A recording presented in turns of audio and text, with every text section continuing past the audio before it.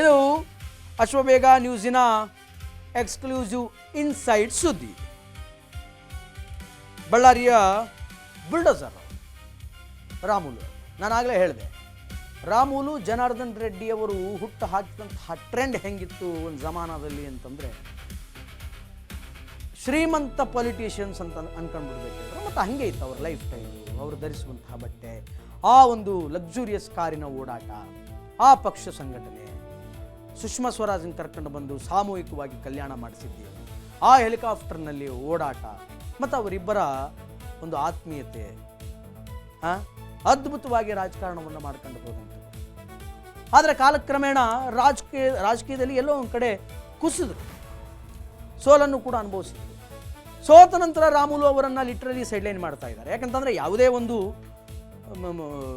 ರಚನೆ ಆಗಲಿ, ಒಂದು ಯಾವುದಾದ್ರೂ ಒಂದು ಟೀಮ್ ರಚನೆ ಆಗಲಿ, ಅಥವಾ ಯಾವುದೇ ಒಂದು ಹೋರಾಟ ಆಗಲಿ, ರಾಮುಲು ಅವ್ರನ್ನ ಕರಿತಾನೇ ಇಲ್ಲ, ಅವ್ರಿಗೆ ಕೊಡಬೇಕಾದಂಥ ಇಂಪಾರ್ಟೆನ್ಸನ್ನು ಕೊಡ್ತಾನೇ ಇಲ್ಲ. BJP ಮಾಡ್ತಾ ಇರೋದು ಎಷ್ಟರ ಮಟ್ಟಿಗೆ ಸರಿ? ಎಸ್, ಇದಕ್ಕೆ ಸಂಬಂಧಪಟ್ಟಂಥ ಒಂದು ಬ್ರೇಕಿಂಗ್ ಇದೆ, ಚೆಕ್ ಇಟ್ ಔಟ್. ರಾಜ್ಯ BJPಯಲ್ಲಿ ಎಲ್ಲವೂ ಕೂಡ ಈಗ ಸರಿ ಇಲ್ಲ, ಸರಿ ಇಲ್ಲ, ಸರಿ ಇಲ್ಲ. ಇದು ಸಾರ್ವಕಾಲಿಕ ಸತ್ಯ, ಸಾರ್ವಕಾಲಿಕ ಸತ್ಯ. ಎತ್ತು ಏರಿಗಿಳಿದ್ರೆ ಕೋಣ ನೀರಿಗಿಳಿಯುತ್ತೆ ಎನ್ನುವಂಥ ಹಾಗಾದೆ ಮಾತು ನೆನಪಾಗಿದೆ. BJP ನಾಯಕರಲ್ಲಿಯೇ ತಾಳವೂ ಇಲ್ಲ, ಮೇಳವೂ ಇಲ್ಲ, ಪರಸ್ಪರ ಅವರಲ್ಲೇ ತಾಳನೂ ಇಲ್ಲ, ಮೇಳನೂ ಇಲ್ಲ, ಪರಸ್ಪರ ಕಾಲು ಎಳೆಯುವುದೇ BJP ನಾಯಕರ ಕೆಲಸ ಆಗಿಬಿಟ್ಟಿದೆ. ಆದರೆ ರಾಮುಲು ಅವರು ಸಂಪೂರ್ಣವಾಗಿ ಸೈಡ್ಲೈನ್ ಆಗಿಲ್ಲ, ಹಿಂಗೊಂದು ಧ್ವನಿ ಕೂಡ ಎದ್ದು ಬಂದಿದೆ. ಇತ್ತೀಚಿನ ವಿದ್ಯಮಾನಗಳಿಂದ ಸ್ವಲ್ಪ ಹಿನ್ನಡೆ ಆಗಿರೋದು ನಿಜ, ಆದರೆ ರಾಮುಲು ಕಂಗೆಟ್ಟಿಲ್ಲ, ಪಕ್ಷದ ಹೋರಾಟದಲ್ಲಿ ಸಕ್ರಿಯರಾಗಿದ್ದಾರೆ. ತಮ್ಮ ಅಸ್ತಿತ್ವ ಉಳಿಸಿಕೊಳ್ಳೋದಕ್ಕೆ ರಾಮುಲು ನಿರಂತರ ಪ್ರಯತ್ನವನ್ನು ಪಡ್ತಾ ಇದ್ದಾರೆ. ರಾಮುಲು ಅವರು ಸೋಲನ್ನು ಅನುಭವಿಸಿದ ನಿಜ, ಆದರೆ ಅಸ್ತಿತ್ವನೇ ಹೋಗಿಬಿಡುತ್ತೆ ರಾಮುಲು ಅವ್ರದ್ದು BJPಯಲ್ಲಿ ಅಂತ ಅಂದ್ಕೊಂಡ್ರೆ ಅದು ಒಂದು ಸ್ವಲ್ಪ ಸುಳ್ಳಿಗೆ ದೂರದ ವಿಚಾರ. ಎಸ್, ಫಸ್ಟ್ ಟರ್ಮ್ ಸೋತಿದ್ದಾರೆ, ಸೋಲನ್ನು ಅನುಭವಿಸಿದ್ದಾರೆ, ಪಕ್ಷದ ಸಂಘಟನೆಯಲ್ಲಿ ಕೆಲಸ ಮಾಡಬೇಕಾಗಿತ್ತು, ಆದರೆ ಕಾರಣಾಂತರಗಳಿಂದ ಒಂದು ಸ್ವಲ್ಪ ಹಿಂದುಳಿದದ್ದು ನಿಜ. ಆದರೆ ಸಂಪೂರ್ಣವಾಗಿ ಅಸ್ತಿತ್ವನೇ ಕಳೆದುಕೊಂಡು ಪಕ್ಷದಲ್ಲಿ ಮೂಲೆ ಗುಂಪಂತರೂ ಆಗಿಲ್ಲ. ಆ ಮನುಷ್ಯ ಮನಸ್ಸು ಮಾಡಿದರೆ ಮತ್ತೆ ಮೇಲೆದ್ದು ಬರಬಹುದು. ಎಲ್ಲರಿಗಿಂತಲೂ ಕೂಡ ಹೆಚ್ಚಿನ ಸಂಘಟನೆಯನ್ನು ಮಾಡುವಂತಹ ಕೆಪಾಸಿಟಿ ರಾಮುಲು ಅವರಿಗಿದೆ. ಯಾಕೆಂತಂದರೆ ಆ ಸಮುದಾಯದ ಜನರ ಬೆಂಬಲ ಅಷ್ಟೇ ಪ್ರಬಲವಾಗಿದೆ. ಎಸ್, ಎಲೆಕ್ಷನ್ಸಲ್ಲಿ ಸೋತರು, ಎಲೆಕ್ಷನ್ಸಲ್ಲಿ ಮತಗಳು ಸಿಗಲಿಲ್ಲ, okay, that is another part, ಅದನ್ನು ಪಕ್ಕಕ್ಕಿಡೋಣ. ಆದರೆ ಬಳ್ಳಾರಿಯಲ್ಲಿ ಅವರಿಗೆ ಅವರದ್ದೇ ಆದಂತಹ ಒಂದು ಫ್ಯಾನ್ ಬೇಸ್ ಇದೆ, ಫಾಲೋವರ್ಸ್ಗಳಿದ್ದಾರೆ, ಅವರ ಸಮುದಾಯದ ಜನಗಳಿದ್ದಾರೆ. ಸೊ ಅವರು ಯಾವತ್ತೂ ಕೂಡ ಅವರ ಕೈಯನ್ನು ಬಿಡೋದಿಲ್ಲ. ಎಸ್, ರಾಮುಲುಗೆ ಸಿಗ್ತಾ ಇಲ್ಲ ಸಹಕಾರ ಬೆಳೆಯೋದಕ್ಕೆ, ರಾಮುಲು ಬೆಳೆಯೋದಕ್ಕೆ ಪಕ್ಷದಲ್ಲಿಯೇ ಒಂದು ವರ್ಗದ ಜನರಿಗೆ ಇಷ್ಟ ಇಲ್ಲ ಅನ್ನುವಂತಹ ವಿಚಾರಗಳು ಬೆಳಕಿಗೆ ಬರ್ತಾ ಇದೆ. ಯಾಕೆ ಸಹಕಾರ ಸಿಗ್ತಾ ಇಲ್ಲ?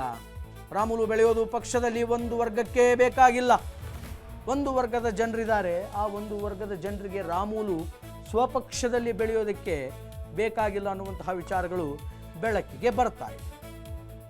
ಒಂದು ವರ್ಗದ ಜನ ಇದ್ದಾರೆ, ಅವರಿಗೆ ಬೇಕಾಗಿಲ್ಲ ಅನ್ನುವಂತಹ ವಿಚಾರಗಳು ಕೇಳಿಬರ್ತಾ ಇದೆ. ರಾಮುಲು ಬೆಳೆದರೆ ತಮ್ಮ ಚೇರ್ಗಳಿಗೆ ಕುತ್ತು ಬರುತ್ತೆ ಅನ್ನುವಂತಹ ಲೆಕ್ಕಾಚಾರ ಕೆಲವರಲ್ಲಿದೆ. ರಾಮುಲು ಹೋರಾಟಕ್ಕಿಳಿಯಲು ಪದೇ ಪದೇ ಅದೇ ಪಕ್ಷದ ಕೆಲವರು ಅಡ್ಡಿಯನ್ನು ಪಡಿಸ್ತಾ ಇದ್ದಾರೆ ಅನ್ನುವಂತಹ ವಿಚಾರಗಳ ಬೆಳಕಿಗೆ ಬರ್ತಾ ಇದೆ. ರಾಮುಲು ರಾಜ್ಯ ಪ್ರವಾಸಗಳಿಗೆ ಪಕ್ಷದಲ್ಲಿಯೇ ಸಿಗ್ತಿಲ್ಲ ಅನುಮತಿ ಸಿಗ್ತಾ ಇಲ್ಲ. ಆದರೂ ಪಟ್ಟು ಬಿಡದಂತಹ ತ್ರಿವಿಕ್ರಮನಂತೆ ಹೋರಾಟವನ್ನು ಮಾಡ್ತಾ ಇದ್ದಾರೆ ಶ್ರೀರಾಮುಲು. ಪಟ್ಟು ಬಿಡ್ತಾ ಇಲ್ಲ. ಶ್ರೀರಾಮುಲು ಅವರು ನಿರಂತರವಾಗಿ ಪಕ್ಷಕ್ಕಾಗಿ ಹೋರಾಟವನ್ನು ಮಾಡ್ಕೊಂಡು ಬರ್ತಾ ಇದ್ದಾರೆ. ಆದರೆ ಅದೇ ಪಕ್ಷದ ಕೆಲ ನಾಯಕರು ರಾಮುಲು ಅವರನ್ನು ಕೆಲ ಸಂಘಟನೆ ಮಾಡೋದಕ್ಕೆ, ಕೆಲ ಹೋರಾಟಗಳನ್ನು ಮಾಡೋದಕ್ಕೆ ಬಿಡ್ತಾ ಇಲ್ಲ, ಅಡ್ಡಿಪಡಿಸ್ತಾ ಇದ್ದಾರೆ ಅಂತ ಹೇಳ್ತಾ ಇದ್ದಾರೆ. ಹಾಗಾದರೆ ರಾಮುಲು ಹಿನ್ನಡೆಗೆ ಕಾರಣಗಳೇನು? What are the reasons to a drawback of a Sriramulu? BJPಯಲ್ಲಿ ರಾಮುಲು ಹಿನ್ನಡೆಗೆ ಕಾರಣಗಳು ಏನು ಅನ್ನುವಂಥದ್ದನ್ನು ನೋಡ್ತಾ ಹೋಗೋಣ. ಎಸ್, ರಾಮುಲು ಹಿನ್ನಡೆಗೆ ಕಾರಣ ಏನು ಅಂತಂದರೆ 2023ರ ವಿಧಾನಸಭಾ ಚುನಾವಣೆಯಲ್ಲಿ ಬಳ್ಳಾರಿ ಗ್ರಾಮೀಣ ಕ್ಷೇತ್ರದಿಂದ ಸೋಲನ್ನು ಅನುಭವಿಸಿದರು. ಅದಾದಮೇಲೆ 2024 ಲೋಕಸಭಾ ಚುನಾವಣೆಯಲ್ಲಿ ಬಳ್ಳಾರಿ ಕ್ಷೇತ್ರದಿಂದ ನಿಂತು ಅಲ್ಲೂ ಕೂಡ ರಾಮುಲು ಸೋಲನ್ನು ಅನುಭವಿಸಿದರು.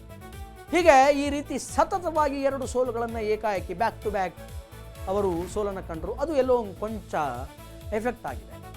ಆ್ಯಂಡ್ ರಾಜೀನಾಮೆ ಬೆದರಿಕೆ ಹಾಗೂ ಒಳ ಜಗಳ. ಸಂಡೂರಲ್ಲಿ ಬೈ ಎಲೆಕ್ಷನ್ಸ್ ನಡೀತು. ಅಲ್ಲಿ ಅನ್ನಪೂರ್ಣ ಅವರು ಗೆದ್ದರು, ತುಕಾರಾಮ್ ಅವರ ಹೆಂಡತಿ. ಆ ಉಪಚುನಾವಣೆಯ ಸೋಲಿನ ಹೊಣೆಗಾರಿಕೆ ಮತ್ತು ಪಕ್ಷದ ಆಂತರಿಕ ಭಿನ್ನಾಭಿಪ್ರಾಯಗಳ ಹಿನ್ನೆಲೆಯಲ್ಲಿ ತಮಗೆ ಅವಮಾನ ಮಾಡಲಾಗುತ್ತಾ ಇದೆ ಅಂತ ಶ್ರೀರಾಮುಲು ಅವರು ರಾಜೀನಾಮೆ ನೀಡುವಂತಹ ಇಂಗಿತ ಅಭಿಪ್ರಾಯವನ್ನು ವ್ಯಕ್ತಪಡಿಸಿದರು. ಪಕ್ಷದಿಂದ ರಾಜೀನಾಮೆ. ಆ್ಯಂಡ್ ನಾನು ಆಗಲೇ ಹೇಳಿದೆ, ಎರಡು ದೇಹ ಒಂದು ಆತ್ಮ ಅನ್ನೋ ರೀತಿಯಲ್ಲಿದ್ದಂತಹ ಫ್ರೆಂಡ್ಸ್ ಅವರಿಬ್ಬರು, ಜನಾರ್ದನ್ ರೆಡ್ಡಿ, ರಾಮುಲು.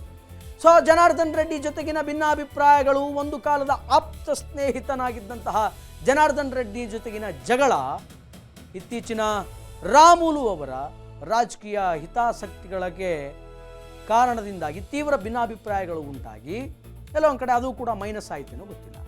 ಇದು ಬಳ್ಳಾರಿಯ ರಾಜಕಾರಣದಲ್ಲಿ ರಾಮುಲು ಪ್ರಾಬಲ್ಯಕ್ಕೆ ದೊಡ್ಡ ಪ್ರಭಾವ ಬಿತ್ತು, ದೊಡ್ಡ ಹೊಡೆತ ಬಿತ್ತು. ಏನೋ ಬಿಜೆಪಿ ಅಧ್ಯಕ್ಷ ಸ್ಥಾನಕ್ಕೆ ಲಾಬಿ ಮಾಡಿದ್ದು, ಇನ್ಸ್ಟೆಡ್ ಆಫ್ ವಿಜಯೇಂದ್ರ ರಾಮುಲು ಅವರನ್ನು ಅಧ್ಯಕ್ಷರನ್ನಾಗಿ ಮಾಡಬೇಕು ಅಂತ ಒಂದು ಸ್ವಲ್ಪ ಲಾಬಿಯಾಗಿತ್ತು.